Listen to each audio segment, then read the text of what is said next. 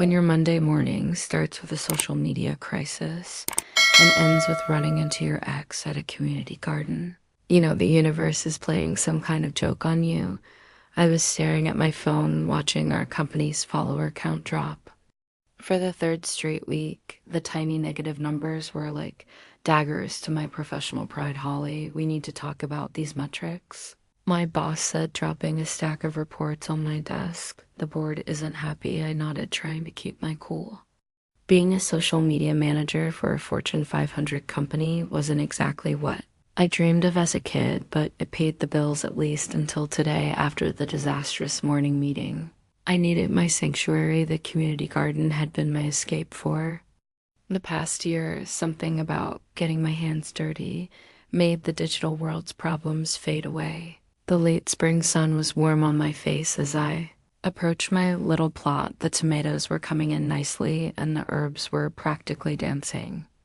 In the breeze, I was so focused on checking my basil plants that I didn't notice someone approaching. Your basil looks thirsty, a familiar voice said. You might want to adjust the watering schedule. My heart stopped. That voice 5 years hadn't changed.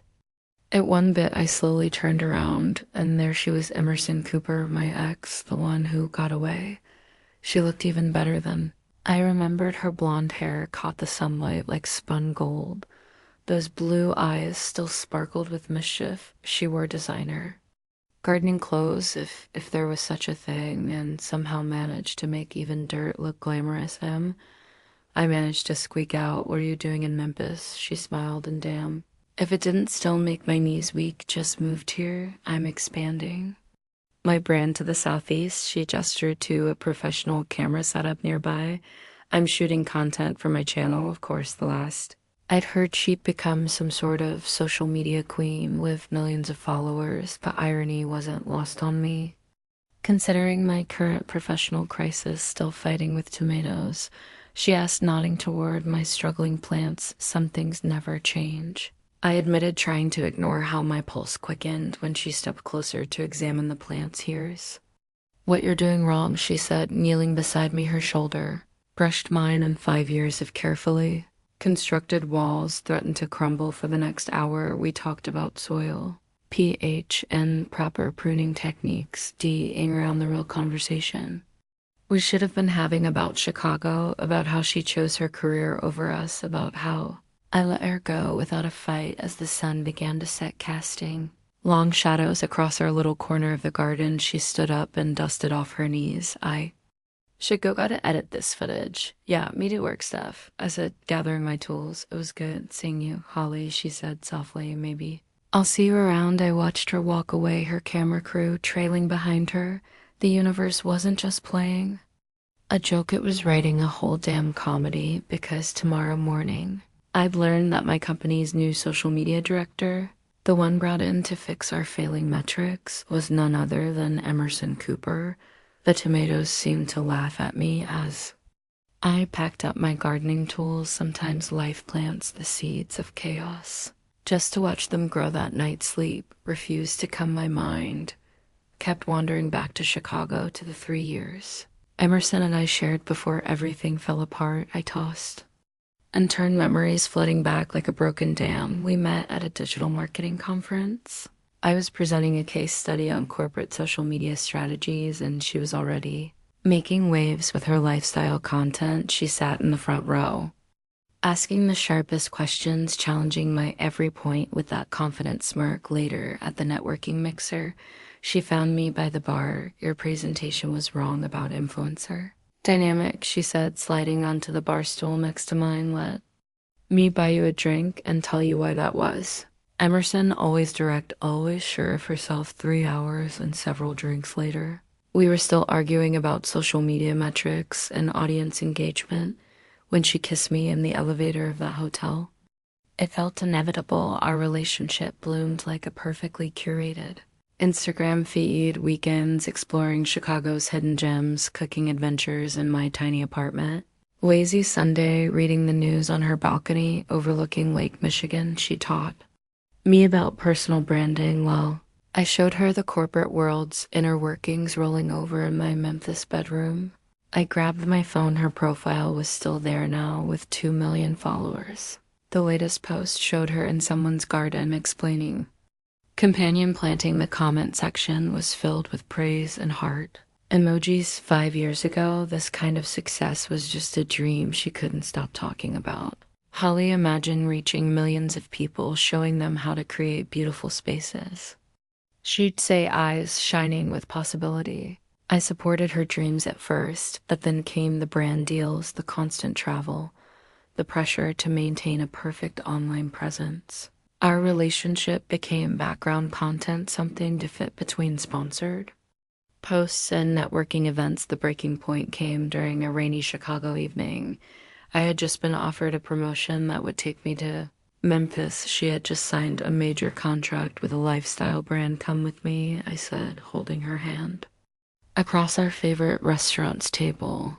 Memphis has a great creative scene. You could build your brand there. She squeezed my hand, but her eyes were already distant. Holly, I can't. The opportunities are here. My network is here. I'm so close to breaking through. So that's it. Your followers mean more than us. That's not fair. She whispered, this is my career, my future, I thought. I was your future. We both cried that night, holding each other one last time in the apartment we'd shared for 2 years. By morning, she was gone, leaving only a note that said some dreams cost more than others. I'm sorry. Now lying in my bed in Memphis. I checked the time, 3:00 a.m. In a few hours, I'd head to the office, unaware that my past was about to become my future. I scrolled through her profile one last time, lingering on a photo from last month. She looked happy, successful, everything she'd wanted to be. My phone buzzed with a text, unknown number. Your tomatoes really do need help. Coffee tomorrow. I know a great place near the garden. My heart raced as I saved the number. Some endings are just beginnings in disguise. The question was, were we ready to start a new chapter, or were we just replaying an old one? I typed and deleted 5 different responses before settling on coffee. Sounds good, but only if you promise not to critique my gardening skills. Her reply came instantly. No promises, sweet dreams. Holly, sleep finally came, but my dreams were filled with Chicago memories and the lingering question of whether some loves like certain plants could bloom again in a different season. The morning staff meeting started like any other, with too much coffee and not enough enthusiasm. Then our CEO dropped the bomb that would shake my carefully constructed world. Everyone, please welcome our new social media director, Emerson Cooper. My coffee cup froze halfway to my lips. Emerson walked in, commanding the room in a tailored blazer and confidence that could cut glass. Our eyes met for a brief second before she launched into her presentation about digital transformation and brand revival. We need to revolutionize our approach, she said, her voice steady despite the tension crackling between us, starting with a complete audit of our current strategies. Translation, she'd be reviewing all my work from the past year. Perfect. The meeting dragged on, each minute an exercise in professional poker face. My colleagues were starstruck, whispering about her follower count and brand partnerships. Nobody noticed how my knuckles turned white around my pen afterward. I retreated to my office, hoping to avoid any immediate confrontation. No such luck. She appeared in my doorway, closing the door behind her. We should talk about this, she said, perching on the edge of my desk. Like she belonged there. About what? How now, my boss? Or how you didn't mention this during our garden chat? I just found out yesterday myself. The board fast-tracked everything. The afternoon sun streaming through my window caught her hair, and for a moment I was back in Chicago, watching her get ready for work in our shared bathroom. The memory hit like a sucker punch. This is complicated, I managed. When has anything between us been simple? She smiled, that same smile that used to make me agree to almost anything. The office had emptied out, leaving us alone on our floor. The silence felt heavy with unspoken words and old promises. She stepped closer, her perfume bringing back memories of lazy Sunday mornings. Holly, she whispered, and suddenly we were kissing. 5 years of distance vanished in an instant. Her lips were soft, familiar, yet new tasting of coffee, and Possibilities, my hands found her waist, pulling her closer before my brain could catch up with my heart. The elevator dinged in the distance, breaking the spell. We jumped apart like guilty teenagers. A janitor's cart rolled past my office. Business sense, my content creation, no corporate rules, no hiding the idea, bloomed like a night blooming jasmine sudden and sweet before. I could respond. Both our phones chimed breaking news. Jasmine Chen had posted about a scandalous relationship. At our company, she doesn't name us. Emerson said, scanning the post, but it's clear who she means. I showed her the Verve digital email again, maybe. It's time for a change. She kissed me softly, tasting of possibility and garden herbs. Maybe it is outside. The garden waited in moonlight, patient as ever. Plants don't care about corporate politics or social media drama. They just grow toward the light, reaching for what they need. Whatever we decide, she whispered, no more choosing between love and career. We find a way to have both. The greenhouse kept us hidden from prying eyes and office gossip, but we couldn't hide forever. Tomorrow would bring decisions and consequences, but tonight belonged to us, surrounded by growing things and second chances. As crickets sang their evening symphony, we planned and dreamed about merging our skill sets, about building something new, about finding that elusive balance between personal and professional, private and public. The garden had brought us back together. Maybe it could show us the way forward too, after all. The best gardens are those where different species thrive together, supporting each other's growth. Morning would come soon, enough bringing with it corporate emails and career decisions. But here, in the greenhouse wrapped in moonlight and possibility, we were just two women rediscovering what we'd lost and imagining what we could grow together. Some loves, like certain plants, need the right conditions to thrive. Maybe this time we'd finally found our perfect growing season. The board meeting invitation arrived in Emerson's inbox. Like a digital thunderclap, discussion of recent social media concerns was the only agenda item. We both knew what that meant. Jasmine Chink post had made waves. They can't fire you, I said, pacing her office after hours. Your numbers are incredible. They can if they think I'm compromising company integrity. Emerson stared out the window at the Memphis skyline. The TV show producers called again. They want an answer by Friday. The timing couldn't have been worse. Our secret garden spot, once our sanctuary, had become Instagram famous after one of Emerson's followers recognized it in her videos. Now every evening brought smartphone-wielding plant enthusiasts, hoping to catch a glimpse of the famous influencer Miss Cooper. Her assistant poked his head in. The board members want to review your team evaluations, especially Miss Washington's. The look we exchanged said everything. Every decision Emerson had made about my work would be scrutinized. Every positive review questioned. Our professional lives were unraveling like ivy vines in winter. That evening, we met at a small coffee shop far from the office. In our overexposed garden, Emerson looked tired. The weight of Coic is heavy on her shoulders. The show wants to film in California, she said, stirring her untouched coffee. Year round growing season, better production values, California. I repeated the word, tasting bitter. When would you leave? If I take it 2 weeks. She reached for my hand across the table, then stopped herself. Come with me. We could start fresh. No corporate politics, no hiding. A group of college students walked past our window. Phones raised. Emerson instinctively pulled back. Influencer smile sliding into place. Even here, we couldn't escape the public eye. The next morning, the board meeting loomed like a storm cloud. Emerson stood before them, poised and professional, while I waited outside, pretending to work. Your relationship with your subordinate shows poor judgment, I heard someone say, voice carrying through the door. My relationship with my team is professional. Emerson responded, my results speak for themselves, and the social media speculation, the viral photos of you two in the garden, the silence that followed felt endless. When she emerged, her face was unreadable. They're concerned about optics, she said once we were alone, about my objectivity in evaluating your work. What did you tell them? That I'd make the necessary changes to protect the company's reputation. The words hung between us like frost on flower petals. Necessary changes. We both knew what that meant later at our garden, no longer secret, but still ours. We sat among the tomato plants as the day faded. Other visitors kept their distance, perhaps sensing the gravity of our conversation. I can't keep choosing between my career and my heart. Emerson said softly, I did that once. I've regretted it every day since. So what? Are you saying? She pulled out her phone, showing me an email draft her resignation letter, elegantly worded and professionally devastating. No, you can't. I can. I will. She looked at me with those clear blue eyes that still made my heart skip, but I need to know something first. A teenager nearby squealed, recognizing. Emerson, more phones appeared, more cameras pointed our way.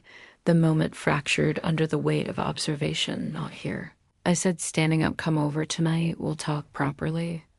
As we left separately, careful to maintain professional distance, I caught snippets of whispered conversations. That's her, the one from the post.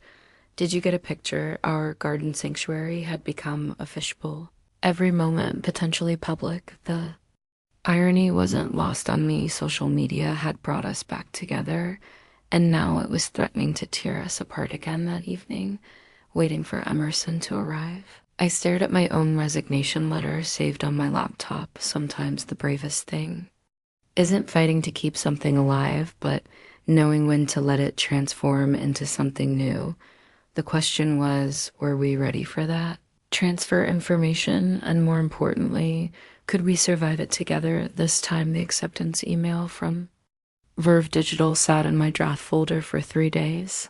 Before I finally hit send, I hadn't told Emerson yet. How could I hear she was considering giving up everything for us while I was planning my escape route? Memphis summers brought thunderstorms that rolled in without warning, like the one that caught us in the garden that evening, the sky darkening suddenly as if someone had flipped a switch. We should pack up, Emerson said, gathering her gardening tools. This looks bad. She didn't know how right she was. The storm matched my mood, perfectly turbulent, unpredictable, charged with possibility and danger. The first droplets fell as we raced for shelter in the gardens. Tools shut, then the sky opened up, rain drumming on the metal roof like nature's own percussion section.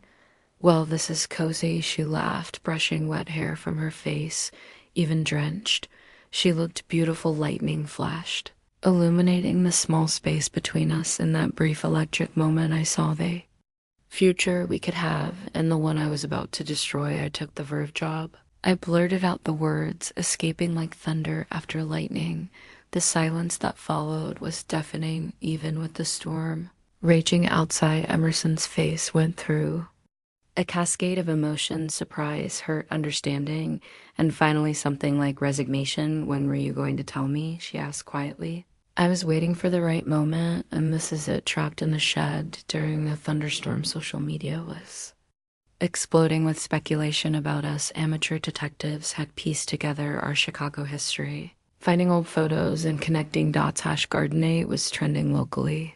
I couldn't let you give up your career for me, I explained. Not again. So you made the decision for both of us. Her voice cracked slightly, just like I did in Chicago. The rain intensified, matching the storm in my heart through the shed's window.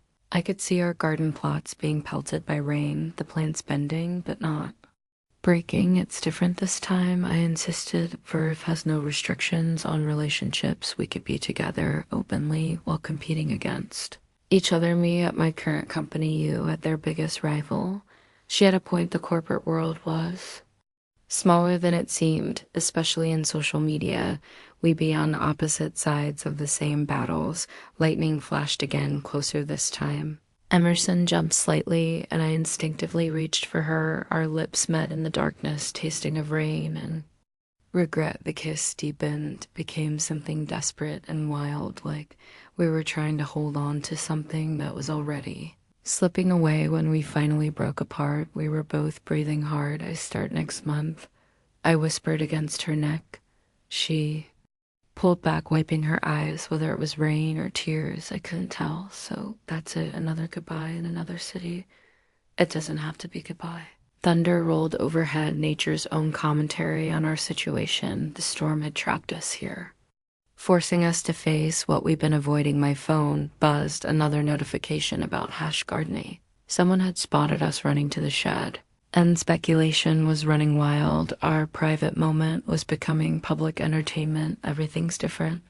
Now, Emerson said, watching the rain through the window, our careers, our lives, even our garden, isn't just ours anymore. She was right. The simple joy of gardening together had become complicated by followers and hashtags, corporate politics, and career choices. The storm began to ease, but neither of us moved to leave in this small shelter. We could pretend the outside world didn't exist, that we weren't about to go our separate ways. Again, whatever happens, I said, finally, I want you to know this. Wasn't like Chicago not choosing career over us. I'm trying to find a way for both. She touched my cheek gently. Maybe some gardens aren't meant to grow in the same soil twice. As the rain soft to a gentle patter, we stood in silence watching our plants recover from the storm, some bent, some broken, but most still standing, ready to grow again, just like us. I hope different soil, different season, but maybe still able to bloom. My first month at Verve Digital felt like living in parallel universes. By day, I crafted strategies to compete with my old company. By night, I watched Emerson's social media presence grow, each post a digital postcard from a life I was no longer part of. Then came the email that changed everything. Joint influencer campaign proposal, urgent review required. Verve wanted to partner with top gardening influencers. Emerson's name topped the list. The universe, it seemed, had a twisted sense of humor. We need her audience. Reach my new boss, explained, make it happen. That's how I found myself back in Emerson's orbit, scheduling meetings and planning content strategies. Like we were just two professionals who'd never shared more than a conference room. Your proposal is interesting, she said during our first video call.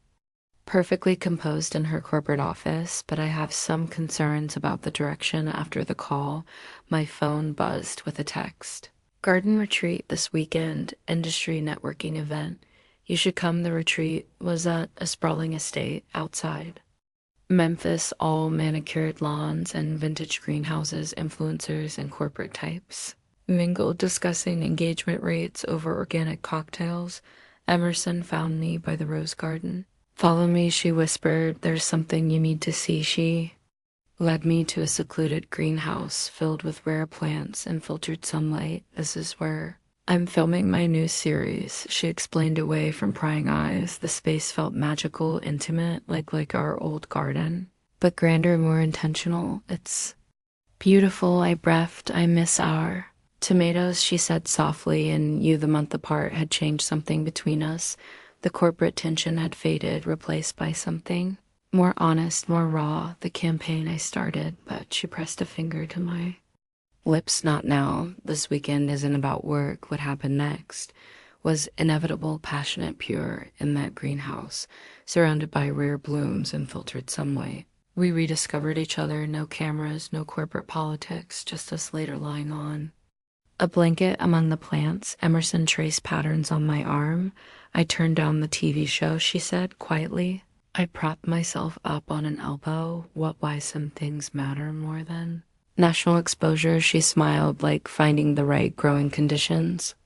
The weekend retreat became our new beginning. Between networking events and workshops, we stole moments in hidden gardens and quiet corners. Each moment felt precious, protected. Your company wants to sign me as an exclusive influencer, she told me one evening as we walked through the estate's kitchen garden, and mine wants to poach you completely. I laughed. We quite popular, maybe that's the answer, she mused, using our popularity to build something new. The idea took root like a well-tended seed. We spent the rest of the weekend planning, dreaming, finding ways to merge our professional lives without sacrificing our personal connection. On the last night, during a sunset garden party, Emerson pulled me aside. I have a proposition, she said, eyes sparkling with excitement. Another one, I teased. The last one got us into trouble.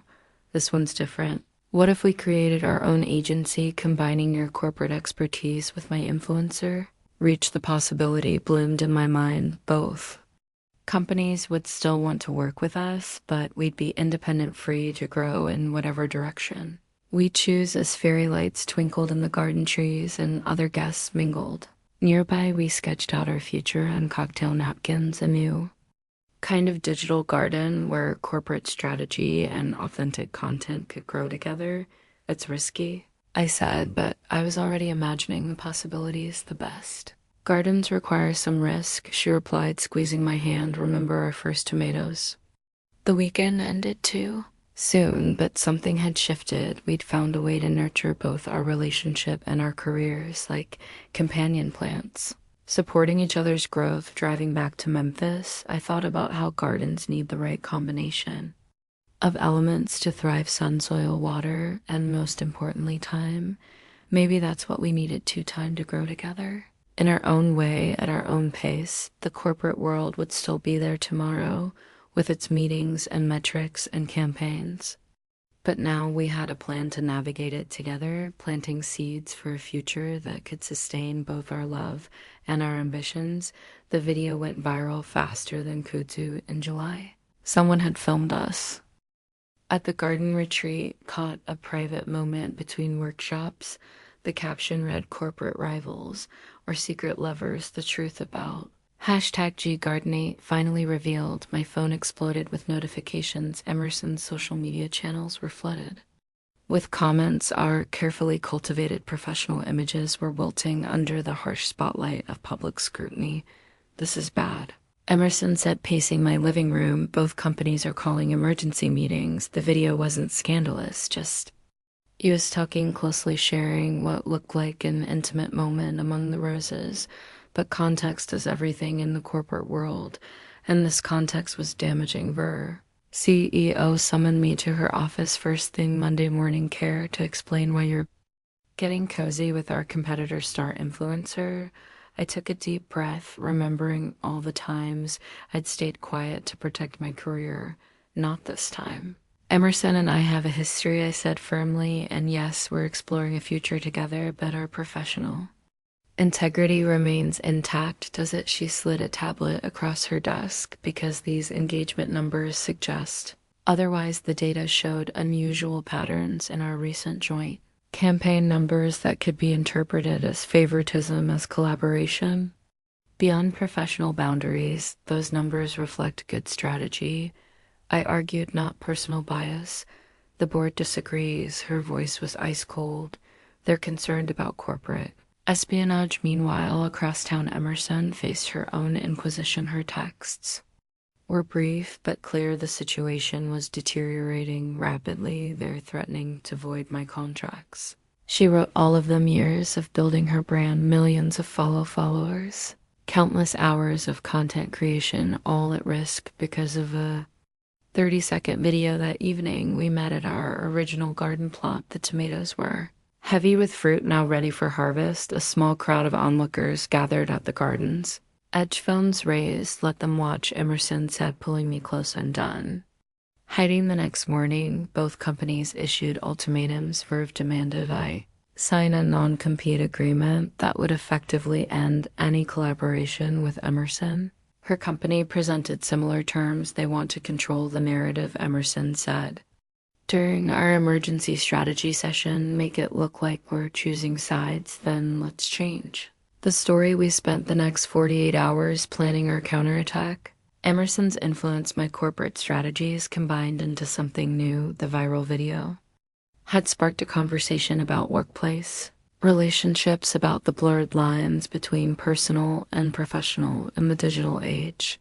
We decided to lean into it. I stood before Veer's board, shoulders back, voice steady. "Your right to be concerned about conflicts of interest," I began, "which is why I'm proposing a new approach instead of denying our relationship." We presented a transparent framework for handling potential conflicts, every decision documented, every collaboration vetted by independent parties. "Your reputation is built on innovation," I reminded them. "Here's your chance to lead the industry in a new direction." Emerson took a similar stand with her company. "My followers trust me because I'm authentic." She told them, "This is part of my authenticity." The pressure was intense. Corporate lawyers circled like hawks looking for weaknesses in our position. Social media buzzed with speculation and support. Then something unexpected happened. Other influencers started sharing similar stories. Corporate employees began speaking out about hidden relationships, about the human cost of rigid policies. Our garden, once a secret sanctuary, AR became a symbol. People started leaving notes tied to the fence, stories of love versus career, of choices forced and chances missed. We not just fighting for us anymore. Emerson realized, reading the notes one evening, the company's threats of professional ruin still hung over us like storm clouds, but something had shifted. The narrative was changing, growing into something bigger than a viral video or corporate scandal. As we harvested our tomatoes under the watchful eyes of phones and cameras, I understood what we were really cultivating, not just a relationship or a career, but a new way of growing both together. The question wasn't whether we'd survive the corporate storm anymore. It was how many others would find courage in our garden to grow their own truth in the light. The #Shavi the garden started trending on a Tuesday morning. Our community garden, the birthplace of our rekindled love, was scheduled for demolition. The city had sold the land to developers. They can't just destroy it, Emerson said, her influencer persona cracking with genuine emotion. This garden means something to people. She was right. Since our story went viral, the garden had become a symbol of resistance against corporate control over personal lives. Couples would leave small tokens by our tomato plants, tiny testaments to choosing love over career expectations. Then letting do something about it, I said, my corporate strategy brain already worrying. We launched the campaign from Emerson's social media accounts. Within hours, her millions of followers had amplified the message. Local news picked up the story, framing it as a battle between community values and corporate development. The garden represents more than just plants, Emerson told reporters standing among the threatened plots. It's about growing something authentic in a world that often feels artificial. I worked behind the scenes, leveraging my corporate contacts. Both Verve and my old company saw an opportunity for positive PR. Suddenly, the same companies that had threatened our careers were offering support. Funny how things change, I mused during a strategy session with Emerson. Now they're fighting to be part of our story. The garden became a movement. Urban gardening influencers hosted live streams from our plots. Local businesses offered support. Even the developers seemed surprised by the resistance. Then came the moment that changed everything. During a community meeting about the garden's fate, an elderly woman stood up. I met my wife here 40 years ago, she said, her voice shaking back. When we couldn't be open about our love, this garden gave us somewhere to just be ourselves. The room fell silent. Emerson squeezed my hand under the table. We're not just saving plants, the woman continued. We're saving a sanctuary for love that grows against the odds. The video of her speech went viral. #the garden evolved into something bigger, a statement about preserving spaces where authentic connections could flourish. Corporate support poured in, but we were careful about which offers to accept. This can't become another marketing campaign, Emerson insisted. She was right. The garden's power lay in its authenticity. Just like our relationship, we'd learned that lesson the hard way. The developers finally agreed to meet. They arrived in suits and ties, armed with presentations about property values and profit margins. We met them in the garden, surrounded by blooming plants and community members. Emerson had traded her influencer polish for dirt-stained gardening clothes I wore.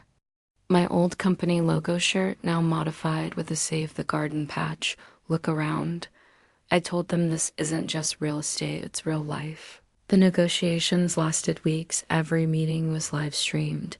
Every decision made transparent. Our followers watched as we fought for something bigger than ourselves. Finally, on a warm Memphis evening, we got the news the garden would stay protected as a community space. The developers would build around it, incorporating green spaces into their plans. Emerson chose to announce it during sunset, standing among our tomato plants. Sometimes love grows in unexpected places, she told her followers, and sometimes You have to fight to keep it growing. The celebration that followed felt like a victory for more than just. Our garden people gathered with food and music, sharing stories of their own battles. Between heart and career, as fairy lights twinkled in the growing dusk, pulled me aside. Remember, when we thought we had to choose between love and success, I looked around at what we'd created, not just save plants and soil, but a movement about authentic connection in a digital world. We chose both. I said, kissing her softly, and look what grew from it. The garden had become more than our sanctuary. It was a testament to what could bloom when you refuse to let others define your growth. As night fell and the celebration continued, we walked among the plots we'd fought to save. Each plant, each pathway, held memories of our journey, from secret meetings to public stands, from corporate rivals to partners in something bigger than ourselves. The garden would grow on, not just as our love story, but as proof that some things were worth fighting for, worth nurturing, worth choosing again and again. Standing in my home office, typing up the business plan for our new venture, I could hardly believe how much had changed. The viral garden campaign had transformed both our careers in unexpected ways. Holly Washington, social media strategist, felt like a lifetime ago now. My inbox was full of speaking requests about authentic brand building and community engagement. Emerson's career had evolved too. Her following had tripled, but more importantly, the nature of her content had shifted. No more perfectly staged photos. Her most popular posts now showed real moments, dirt under fingernails, genuine smiles. Your latest post is trending. I called out to her. She was in our kitchen making coffee. Moving in together had felt natural after the garden campaign. People connect with authenticity, she replied, bringing me a steaming mug. You taught me that our new consulting firm was taking shape. Digital growth, authentic brand building. Read the draft logo on my screen. Companies were lining up for our unique approach to social media strategy. That morning, I had my first solo speaking engagement at a digital marketing conference, the same conference where Emerson and I had first met in Chicago. Lifetime ago. Nervous? She asked, straightening my collar. About speaking?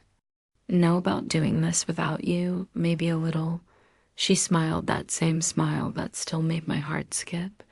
You've got this. Besides, I have my own surprise planned for later. The conference went better than expected. My session about authentic engagement in the digital age was standing room only. The garden campaign had become a case study in modern marketing courses. Afterward, Emerson texted me to meet her at our garden.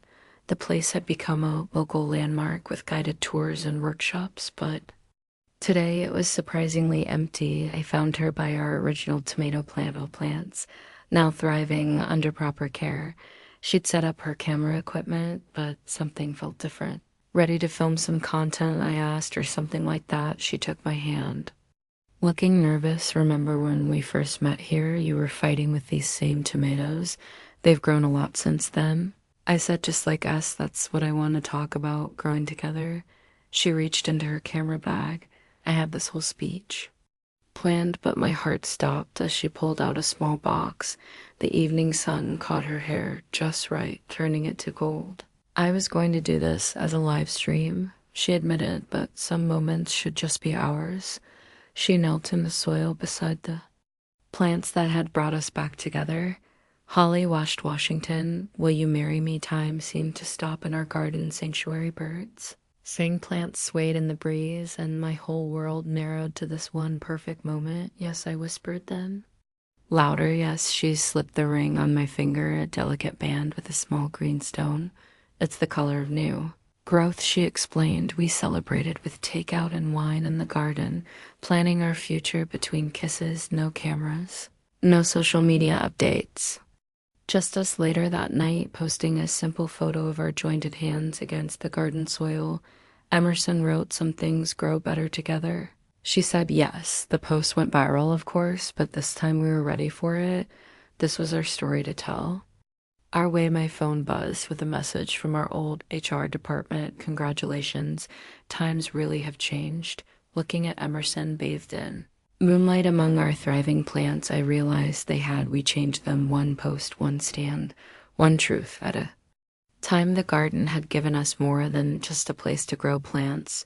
It had given us the courage to grow into ourselves, to fight for what mattered, to choose love without sacrificing ambition. As crickets sang their evening symphony, we planned our future, a wedding in the garden, naturally, a celebration of growth, of authenticity, of choosing love again and again. Some loves, like certain plants, need specific conditions to thrive: sunlight, good soil, patient tending, and sometimes they need someone brave enough to break the rules about where and how they should grow. A year can change everything. Our consulting firm, Digital Growth, had become the go-to agency for authentic brand building companies that once threatened our careers now paid premium rates for our expertise. The garden had grown too, expanding into a community education center. Local schools brought students to learn about sustainable growing practices.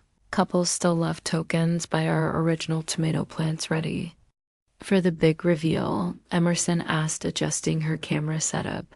We were filming the final episode of her garden series. As ready as I'll ever be, I replied, checking my appearance. Gone were the corporate suits, replaced by comfortable clothes that actually worked in a garden. The episode would showcase our biggest project, yet transforming the garden into a landmark. Educational spaces, meditation areas, and a small event venue, all designed to preserve it. Authentic spirit. Going live in 3, 2, 1. Emerson smiled into the camera. Welcome to the new Memphis Community Growth Center. As she led the virtual tour, I watched her in her element. The polished influencer persona had evolved into something real, something powerful. Her followers didn't just watch anymore, they engaged, they learned, they grew. The tour ended at our original plots where it all began, and here, she said, voice softening, is where I finally got my tomatoes right. With a little help, I added off camera, making her laugh. After the live stream, we walked through the garden, hand einen. The setting sun painted everything gold, reminding me of that first evening when she critiqued my gardening skills. Remember, we thought we had to hide? I asked, squeezing her hand. Now we're teaching others to grow in the open. She stopped walking, turning to face me. Speaking of which, she led me to a new section of the garden, one we'd kept under wraps during construction. A beautiful archway covered in climbing roses marked the entrance. Welcome to the wedding garden, she announced proudly. The space was perfect, intimate, yet open, with paths winding through flower beds and quiet seating areas. At its center stood a small pavilion, already decorated for tomorrow's ceremony, our first booking. Emerson said softly, us. Everything had aligned perfectly, the garden's grand opening coinciding with our wedding day. A celebration of growth, both personal and professional. That evening, we hosted a dinner for our team in the new event space. The same HR manager who once warned us about fraternization policies raised a toast to Holly and Emerson, she said, who taught us that the best things grow when we let them grow freely. Morning brought perfect weather and excited energy. The garden filled with friends, family, and followers who'd been part of our journey. We exchanged vow under the rose archway, surrounded by blooming life and loving support. Our rings, like the garden itself, symbolized endless growth and renal. I promised to grow with you, Emerson said, her voice steady and sure. Through every season and any soil, I promise to nurture what we've planted, I replied, and to never stop discovering new ways to bloom together. The celebration lasted well into the evening. Fairy lights twinkled in the trees, music drifted through the garden paths, and everywhere people shared stories of their own journeys toward authentic living. Later, dancing under the stars in our wedding garden, Emerson whispered, think we'll inspire more love stories. Looking around at what we'd created, not just a garden or a business, but a space where love could grow freely, I knew the answer: we already have. I said, kissing her softly, and this is just the beginning. The garden would continue growing, changing, evolving just like us, but its heart would remain the same, a testament to what can bloom when you dare to plant love in unexpected places. Some endings are really just New Beginnings ours was rooted in rich soil, nurtured by truth and ready to grow. Into whatever season came next together, we'd created something rare and beautiful, a place where love and career could flourish side by side, where authenticity trumped expectation, and where every new day brought the promise of fresh growth.